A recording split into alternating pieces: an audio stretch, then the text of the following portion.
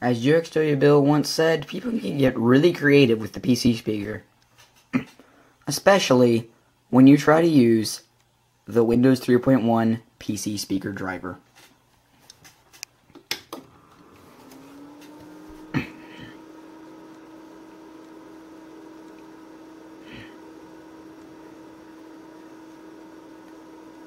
And also, I fear for the health of this monitor. Just as a side note, it smells like gas half the time when I'm using the computer now.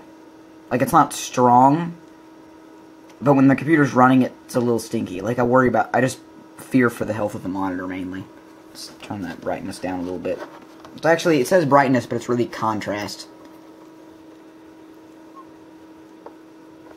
Turn that down so it's legible to the camera.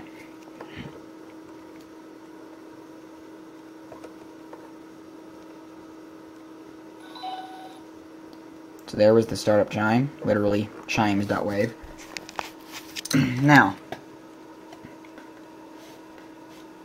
judging by the title of this video, you already know what I'm going to do.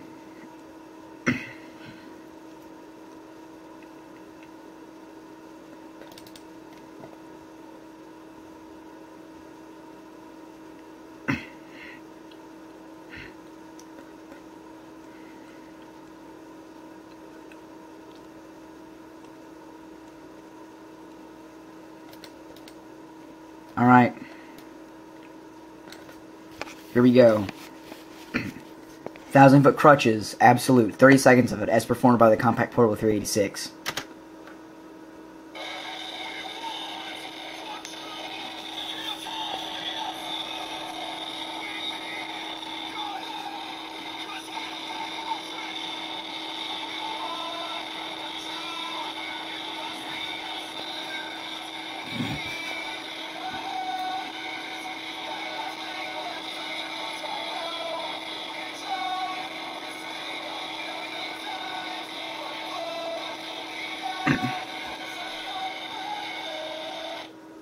I will be so surprised if Content ID picks up on that. I mean, the lyrics were legible, but it's off-key. It sounds like this because it's speaking the volume. And it was only 30 seconds of it, so. But yeah, it works. And it's hilarious. And this is a full-fledged sound recorder that will actually run on this thing. So that's very interesting. And the reason it was only 30 seconds in the first place was because 30 seconds of the song 8-bit PCM unsigned was 1.42 megabytes, so. Or maybe, no. I think it was 1.17 or something like that. I don't know. Anyway, I had to take just a small portion of the song to fit on a floppy disk, but hey. Yeah, it is now running. Here, WinVer. And it is running 386 Enhanced Mode Windows version 3.110.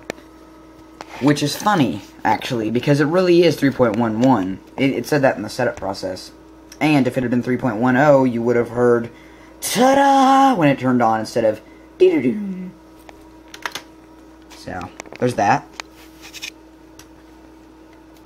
Time to exit Windows.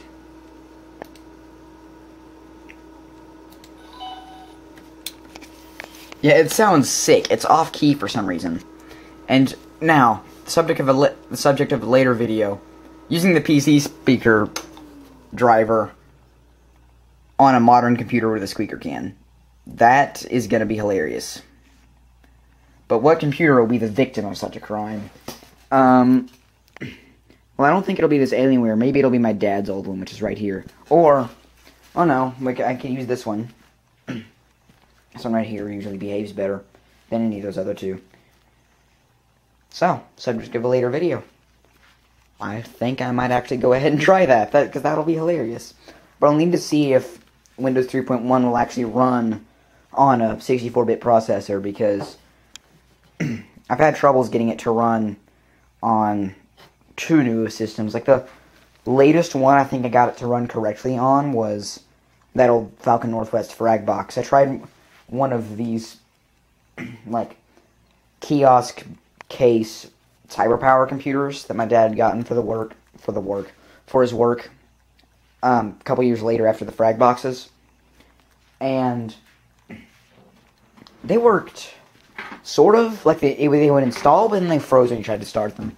Then again, they had other problems, so it might not have been incompatibility. It might have just been problems. Now, as for where you can get this,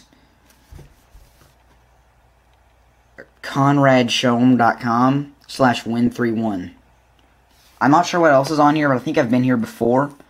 And just scroll through until you find speak.exe. And it is a 16-bit DOS application. It will not run properly on your main computer, but it works for 3.1, 3.11, Windows 95, Windows 98, and Windows ME. So, just so you know. And I think this is the website where I got the, yeah, what is it? There it is. The Super VGA card driver for unknown cards. That's one problem that a lot of people have. Try to install it on a Nova system and it won't go into Super VGA mode.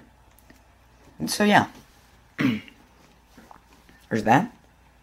And yeah. As always, thanks for watching, and I will see you next time.